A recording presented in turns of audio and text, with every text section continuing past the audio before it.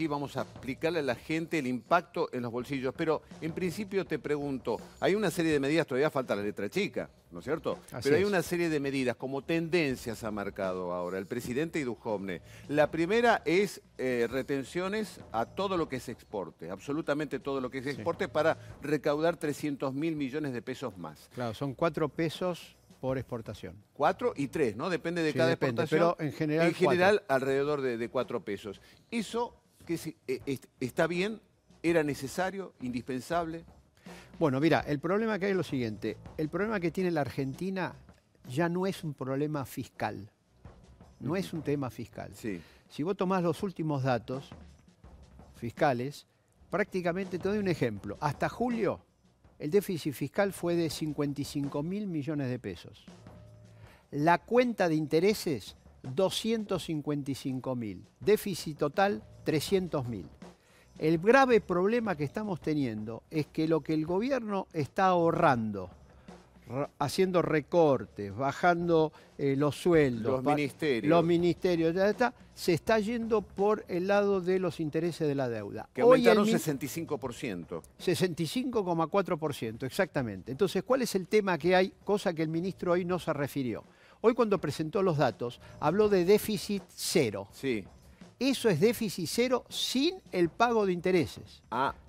Cuando le metés el pago de intereses, tenés un déficit de 5 puntos del PBI. Como estoy hablando, 5 puntos del PBI. ¿Cuánto es en guita, en dólares? En dólares eso estábamos hablando de unos 20.000 millones de dólares. Lo que le van a pedir al fondo. Claro, pero... Que le adelanten.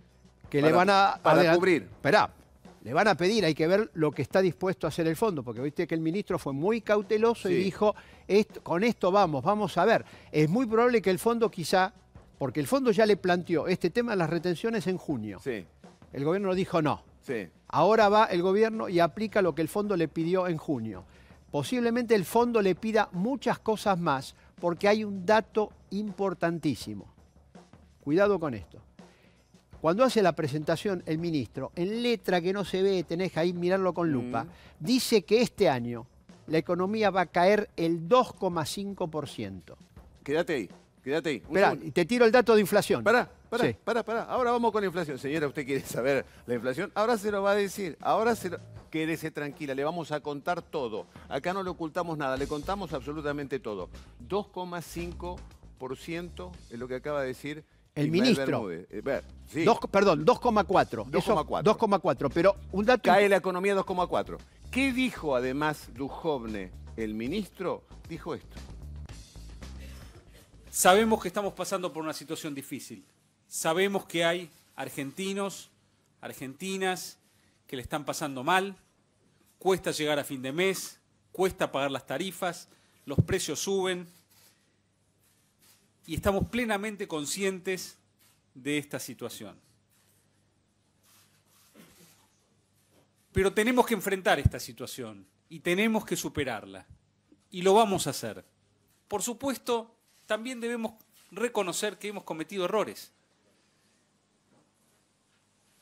Esos desbalances que la Argentina todavía tenían nos dejaron expuestos a esta situación y nosotros en nuestro afán de balancear todos los objetivos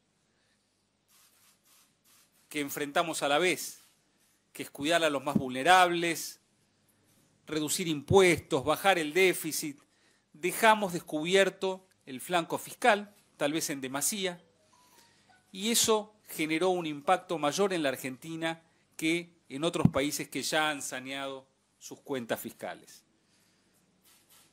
Acudimos al FMI rápidamente a buscar apoyo de la comunidad internacional y recibimos un paquete de ayuda inédito. 50.000 millones de dólares más otros 6.000 millones de dólares de otros organismos multilaterales, que demuestran el apoyo del mundo a la Argentina.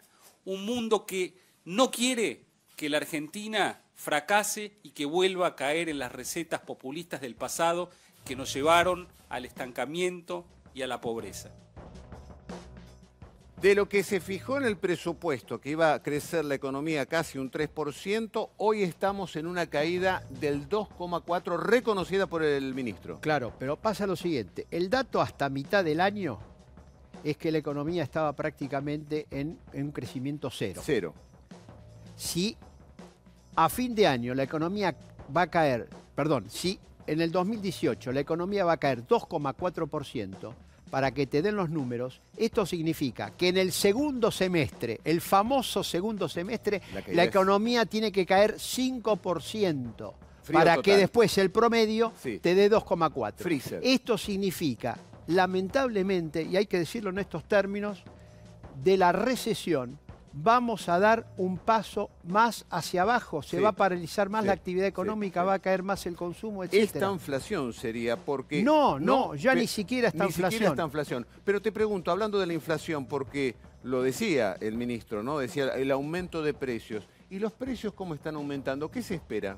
Bueno, en esa letra chiquita, muy chiquitita, después lo podemos exhibir con mayor detalle, decía que la inflación de este año va a ser del 42%.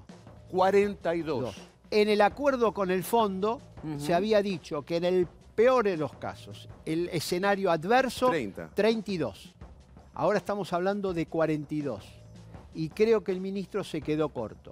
Yo que hice compras el sábado a la mañana... No, estaban remarcando.